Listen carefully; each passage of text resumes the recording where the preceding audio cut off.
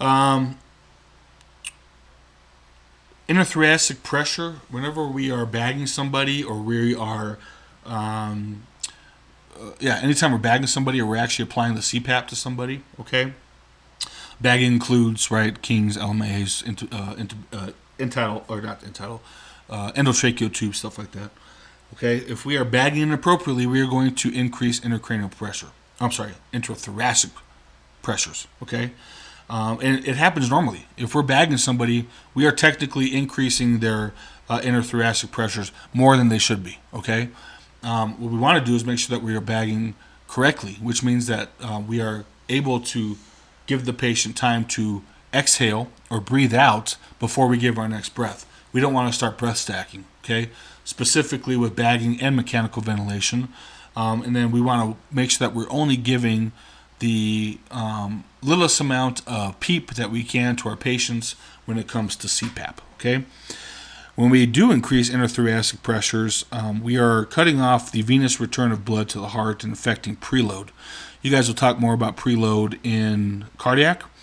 But basically, if I am increasing my intrathoracic pressures, we can increase our intrathoracic pressures so much that it actually acts as a tourniquet or starts kind of squeezing the inferior and superior vena cava so that not all the blood flow is coming back to the heart in a timely manner. If we do that, we are really greatly affecting preload, which means more than likely we're going to start dropping our blood pressures. Okay? If we start dropping our blood pressures, we're going to decrease our cardiac output because naturally, if our blood pressure is dropping, hopefully our heart rate's going up at the same time in order to compensate for that. And our heart rate's also going up because it's not getting the right amount of fluid, i.e. the blood that's supposed to be returning from the superior inferior vena cava. It doesn't have that time to fill. So the blood thinks that the body's in demand for something that doesn't really know what's going on. The heart's not filling correctly, and it's going to start pumping faster in order to try to compensate for whatever the body is needing. It can get so bad, guys, that we can decrease cerebral blood flow, and that is bad, okay? That is where we are going to start losing patients real quick, all right? We do not want to cause that, all right? When you guys are looking through your respiratory guidelines, okay, please look at the contraindications for all your equipment. Okay, specifically for the CPAP. You guys are not allowed to give CPAP if somebody is hypotensive. Okay, this is because we are going to increase their intracranial pressure by supplying them the PEEP, or the positive end expiratory pressure, okay, in order to get them good, adequate gas exchange, right? If we have somebody with a low blood pressure and we increase their intrathoracic pressure, we're really going to make that cardiac output go up. That cardiac output goes up, it's going to decrease the cerebral blood flow, and that patient can go unresponsive for you, okay? Or they could, become you on AVPU real quick, all right? We don't want to be doing that. We want to make sure that we're monitoring our patient at all times, specifically when we are dealing with some kind of tool or skill that we're going to be adding to our patient in order to help them breathe, such as a CPAP or a King or LMA. All right, when we're talking about the oxyhemoglobin dissociation curve, guys, there is a lot of literature on this, okay? And I'm going to keep it extremely simple for you guys. Basically, I'm going to tell you exactly what I want you guys to know, but I want to explain it a little bit. What this is saying is it's describing the effectiveness of how hemoglobin and oxygen bind together. Okay, this could be several different factors. Okay, the big ones that I use as an example is the temperature of the patient. Okay, are they febrile or are they actually cold? All right, if the patient is becoming febrile, okay, they can go into what's called a right shift, and you guys can see on the graph there on how the temperatures actually kind of play off of the actual normal, which is the kind of 38. We put at 38 for most of the pictures that you guys can see there.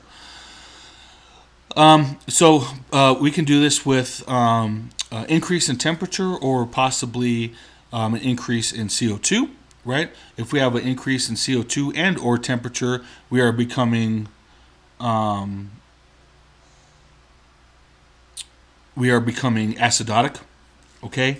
And we are going to start going into a right shift. So what does that mean that we're going into a right shift? Well, anytime we do or say we're going into a right shift, by definition, it means that it causes the decrease in the affinity of the hemoglobin, okay, to oxygen. All right, so let's put that in street terms, okay? The hemoglobin doesn't find oxygen sexy anymore, okay? Doesn't want to talk to it, doesn't want to pick it up. It'll pick up some oxygens, but when it does pick up those oxygens, it doesn't hold on to them long, okay? So the problem with that is we can't get the oxygen. We are doing gas exchange, but we're not able to get the oxygen down to where we need it, okay? So we might have to increase that partial pressure of oxygen in order to we might have to increase our oxygen intake in order to provide for our cells. Okay. When we're talking about a left shift, it's the exact same thing. However, when we're getting a left shift, we're becoming cold, right? Or we have an increase in pH where we're actually becoming alkalotic. Okay. When we're talking about a left shift, what that does is it actually increases the affinity of hemoglobin to oxygen. All right. So the hemoglobin finds the oxygen very attractive, and when the hemoglobin grabs that oxygen, it doesn't want to let it go. All right. So both are very big problems when it comes to the perfusion of our patients. And that's really all I'm going to leave with you with that. And all this is just to remind you that depending on what's going on with your patient, based on their acid pH, acid base balance, you may have to provide more or possibly even less oxygen if you can get it that way. Okay, guys. Next slide here. Same thing that I just said. Left shift, easier for the hemoglobin to pick up O2, but it's harder to release. For the right shift, you are acidotic, okay? Harder for the hemoglobin to pick up, but it is easier to release. If you guys have any more questions on that, look it up on the interwebs if you guys want. If not, shoot me an email, and I will... Look, I don't want to go too far into this because I don't want to confuse you with it. This is an important concept, but not for important concept for like a... not as important a concept as like a... for the quote-unquote entry-level paramedic. Know that it's out there. Know what the right shift does. Know what the left shift does, and what causes it. And you guys will be just fine with your knowledge on the oxy-dissociation curve. All right, ventilation versus perfusion. Ventilation, again, FIC1, mechanical movement of air in and out of the lungs. Perfusion, we're now going to cause Q because we're going to talk about what's a thing called the VQ mismatch here in a sec.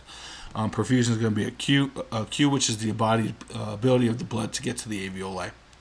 That should be FIC4, guys. I'm sorry that it says FIC3 on there. That should be FIC4 for that one, okay?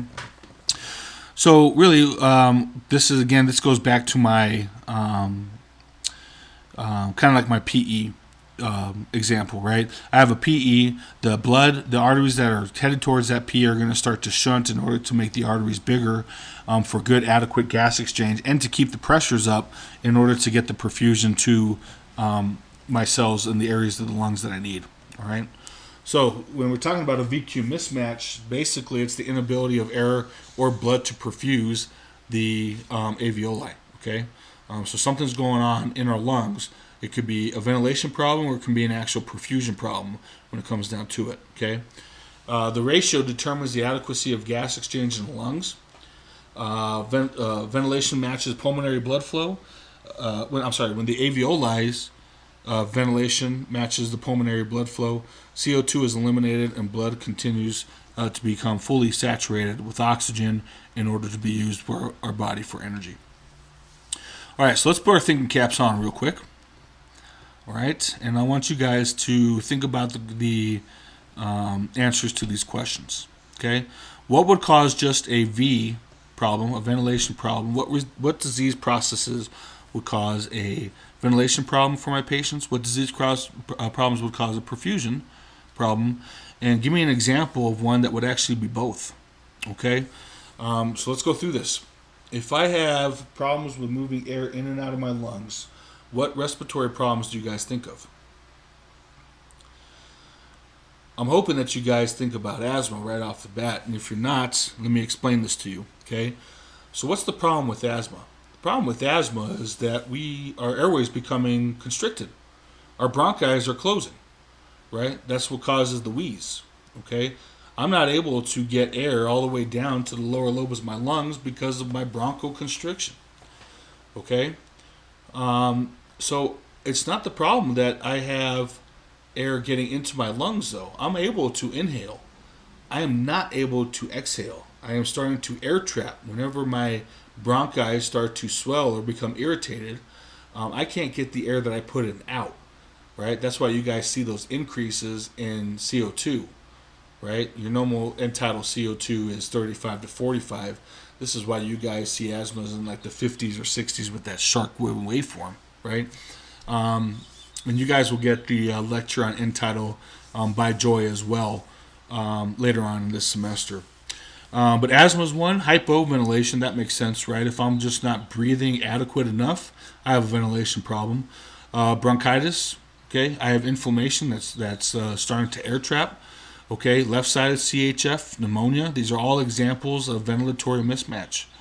Okay, when we're talking about fluid or blood in the lungs or pus in the lungs, we could still technically do gas exchange for it. It's not efficient. Okay, but we could technically still do gas exchange for it. CO2 is very soluble in water. Okay, oxygen is next, and then like nitrogen is the least soluble. So that's why when you guys get nitrogen bubbles, like during diving injuries for like the bends or something like that, okay, it doesn't like fluid. It's not soluble. It's not able to be absorbed or anything like that. Okay.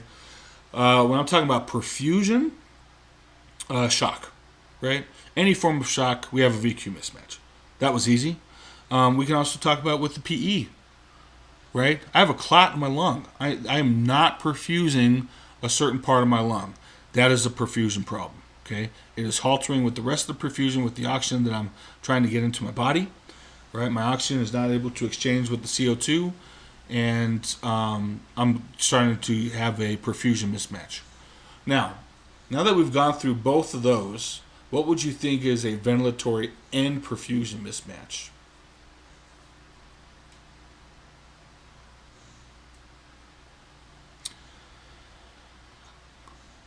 The ventilatory and perfusion mismatch would be emphysema, okay? And the reason why it's emphysema is emphysema can really come on similar to an asthma, right? We could have wheezing with emphysema. We can have irritation of the bronchi so that we are starting to air trap. However, it's a perfusion problem, okay, because of the loss of elasticity of our lung tissue and the fact that our alveoli are not able to expand and contract, and more than likely those the capillary beds, right, are failing and whatnot, so we're not able to get that good adequate chest expansion or good adequate gas exchange at the alveoli level. So it's both a ventilatory and a perfusion mismatch. Okay, let's go into ventilation and what makes us breathe. The pons, I want you guys to think of the pons as a timer. All right, the pneumotaxic center is basically all your chemoreceptors and stretch receptors is located in the pneumotaxic center of the pons. It actually inhibits breathing. So basically what it does is use the stretch receptors to say, hey, my lungs have stretched enough. That signal goes from our lungs. Once those stretch receptors are hit, it travels up the vagus nerve into our pneumotaxic center of the pons and says, hey, it is time to start to exhale. Okay. However, the apneustic center, it actually stimulates the medullary inspiratory center. All right. It's the secondary control if the medulla fails to initiate breathing. It can increase the respiratory rate by the ventilatory rates per minute. Okay. The medullary inspiratory center has two different groups, the dorsal and the ventral groups. I want you guys to think that the medulla sets the rhythm for the respirations. The ventral group controls the inspiratory and expiratory muscles and forces the contractions of mutual inhibition based on information from the DRG.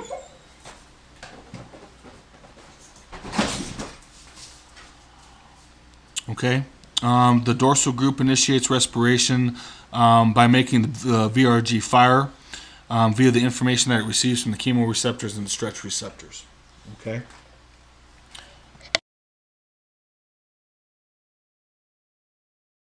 Receptors and stretch receptors, where the VRG is basically a group of neurons that fire during inspiration and exhalation.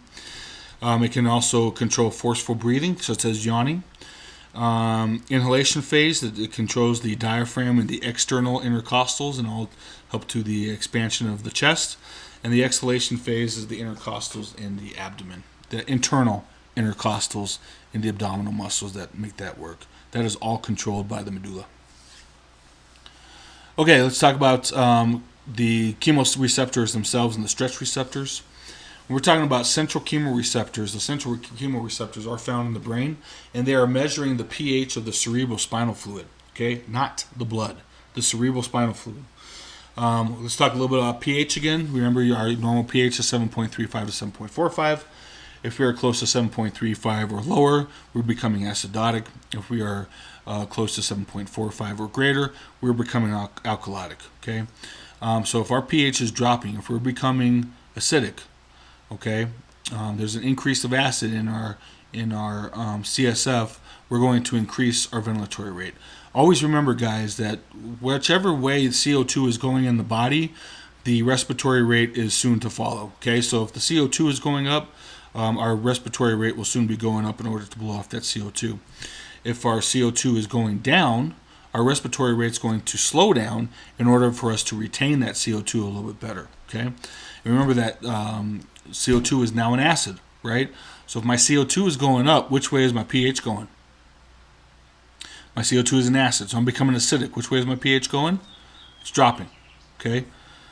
If I don't have enough CO2, my CO2 is dropping. My pH is rising. I'm becoming more alkalytic. Okay. Your peripheral chemoreceptors basically found in the carotid and aortic bodies. The big things with this is they're more sensitive to oxygen, where the chemoreceptors in the brain are very sensitive to CO2 and the true acid, which is the hydrogen ions. So they can also detect changes in pH. It can help increase CO2 or decrease the O2 depending on what the body needs. And then the stretch receptors are baroreceptors. This is actually attached to the vagus nerve. We take a nice deep breath in, the vagus nerve is stimulated. It sends the signal from the lungs up the vagus nerve to the pons and initiates exhalation. The diaphragm, when we're talking about the nerves of the ventilation, the diaphragm is controlled by the phrenic nerve, which branches off C3, C4, C5, right? 3, 4, 5, keep a man alive. That's the best way to remember it. The diaphragm is the primary muscle for breathing. Okay. We also have intercostal muscles. Remember, you have two sets, internal and external. Make sure you guys know which ones are doing what when during the process of ventilation. They're all the way in between T1 through T12. Okay. Those nerves that are attached to T1 through T12 all control the rib cage. Okay. And then the accessory muscles could be used via the cervical plexus. You guys can really see the muscles trying to be stretched in order to help achieve a good chest expansion. And in a last-ditch effort, if we really need it, we can recruit our abdominal muscles as well in order to help us breathe. All right, so when we're talking about the primary drive to breathe, you and I, nice, healthy adults, males and females, and kiddos, right, neonates, babies, it don't matter. Our primary drive to breathe as healthy adults, as healthy humans, is to blow off CO2. Okay, it's not to get oxygen, it's to blow off CO2. We're going to talk about disease patterns in our respiratory shell where people are no longer trying to eliminate the CO2, but they're breathing in order to obtain oxygen. Okay, so again, please remember, guys, we're going to make this really easy. Don't overthink this. Okay, CO2 or respiratory rate will always follow CO2. If my CO2 is going up, my respiratory rate will go up. So in that first one, when we talk about hypercapnia, we have a high or an increase in CO2. If my CO2 is going up, it's now an acid, right? So my CO2 is an acid, and it's going up. I'm increasing my acid. I'm becoming more acidic. Which way is my pH going? Down. You are dropping. Okay, you are falling below 7.35. Okay, because of this, the respiratory rate is going to follow the CO2, so the respiratory rate is going to go up. Vice versa, hypocapnia, low CO2. If I am dropping in CO2, my body is becoming more basic, so it means my pH is going up. Very good. And my respiratory rate is going to follow by lowering my respiratory rate in order to try to find that equilibrium of my acid-base balance in order to retain CO2 in order to achieve that.